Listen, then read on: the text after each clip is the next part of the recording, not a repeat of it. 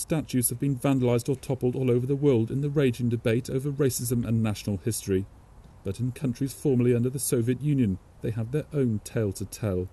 It's nearly 30 years since the collapse of the USSR.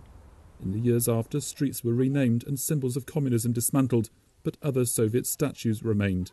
Some activists question why the figures still stand tall. Alexandra Polivanova is a memorial researcher at the Human Rights Center in Moscow. Unfortunately, the crimes have not been properly denounced, neither at state level nor at the society level. Decommunization has not happened.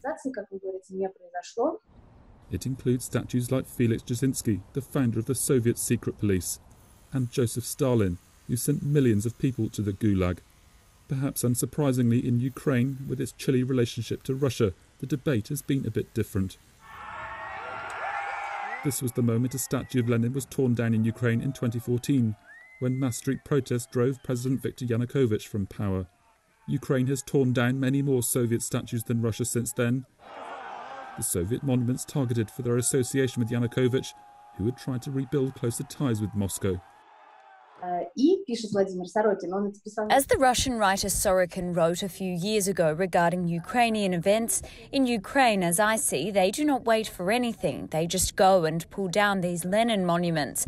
I think it explains well the process that unfortunately was not finished here.